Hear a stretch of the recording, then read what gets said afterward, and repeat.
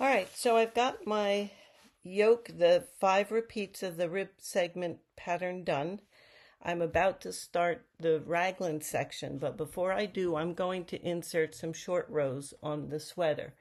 The front and back of the sweater design are identical, so what I found, for me at least, is when I wear the sweater without making any adjustments, the back keeps kind of sliding up and the front kind of slides down, and I keep kind of lifting the sweater up and adjusting it to make it lay right.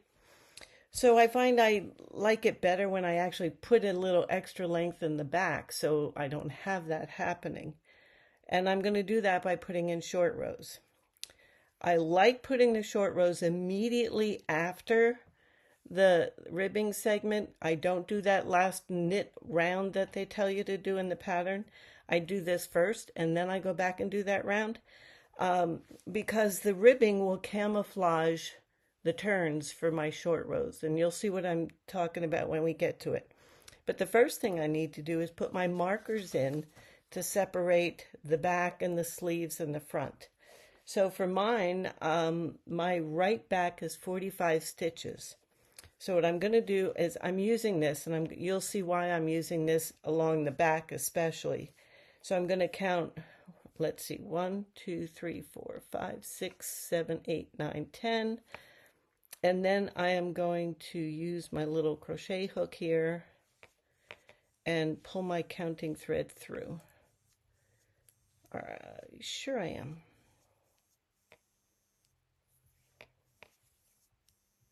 There we are. This would be easier if I was doing it down with it. There we are. There we go. All right, so that's 10.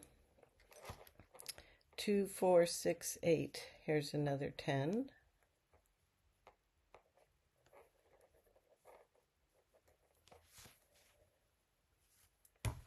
Ooh.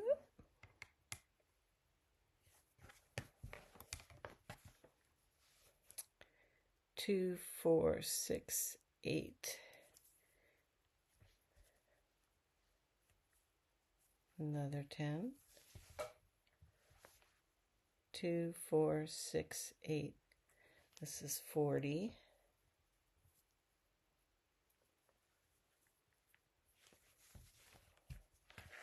And then 2, 4, 5. 45 is for my right back. So I'm going to take that 2, 4, 5 and put that right there. Now notice it's my right back, but yet I'm counting out the stitches that are going to the left. That's because the sweater is basically upside down. Here's the neck, here's the body. So if I turn it right side up, it is my right back the way I would be wearing it. So now I'm at 45. This is my right back. Okay. Now I've got to do 57 stitches for the front, for the sleeve, and then 91 for the front, 50 for the other sleeve, and then 46 for the left back. So I'm going to go ahead and do that. One thing I want to point out before I do that is I have 2 different color markers that I'm using to mark. This will be the right sleeve, the green will be the right sleeve, the pink will be the left sleeve. And then for my short rows, you can use either another color marker or you can use different markers.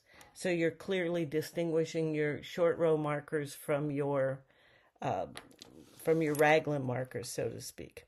All right, so I'll be right back when I get all these markers when I get the raglan markers in place.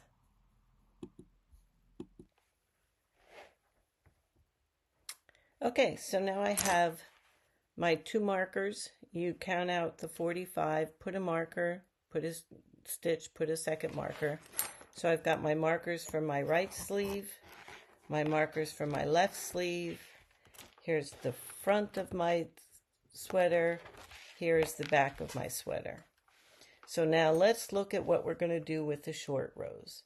Across the back of my sweater, I have 91 stitches. 45 on this side and 46 on this side. So the first thing I'm going to do is the middle stitch. Right here, that's going to just not count because that's just going to be my middle. So when I start counting out, I'm going to count from this stitch over and then from this stitch over. So I've got 91 stitches, and let me grab some paper to write on here. Let's just do it this way. This is the back of my sweater right here. Here's the middle, and I've got that one stitch there. So if I've got 91 stitches, that means I've got 45 on this side, and I've got 45 on this side.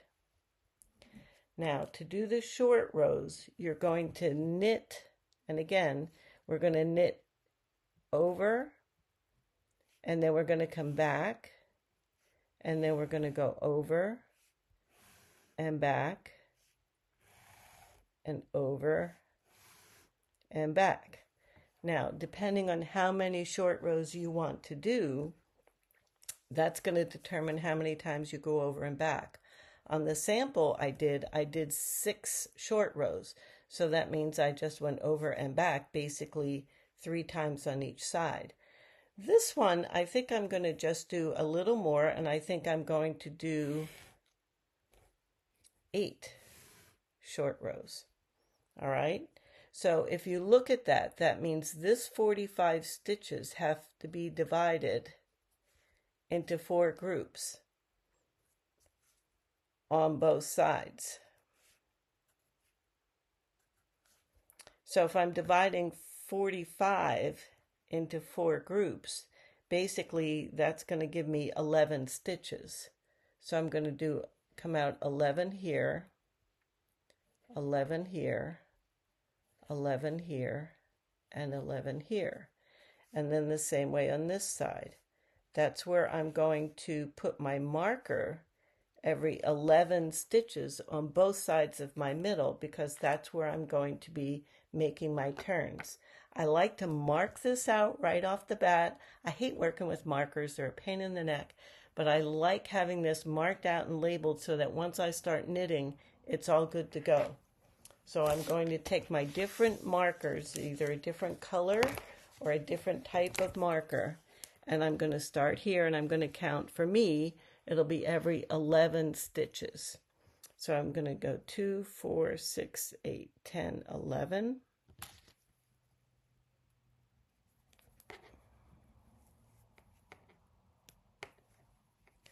2, 4, 6, 8, 10, 11. And if I do this right, I should be 1 stitch before where I'm going to do my raglan increases.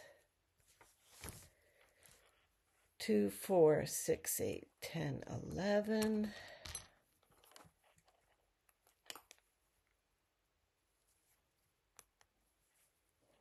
2, 4, 6, 8, 10, 11. And there I am.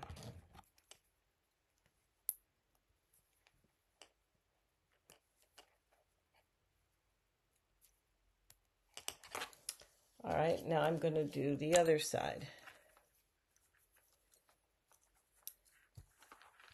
So 2, 4, 6, 8, 10, 11.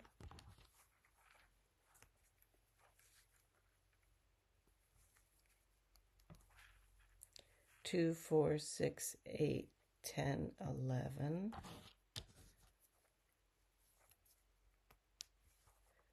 2, 4, 6, 8, 10, 11.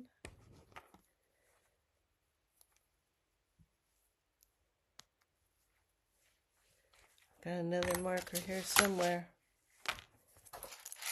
Lost it. Stuck in the middle of my yarn somewhere. There we go. And then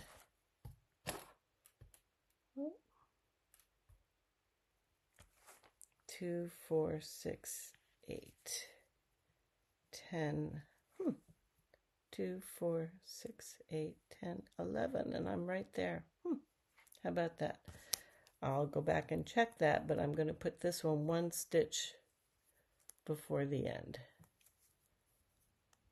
All right, so now I've got my markers in place. I've got 4 turns on the right side of the middle and 4 turns on the left side of the middle. Now I'm ready to actually start the short rows.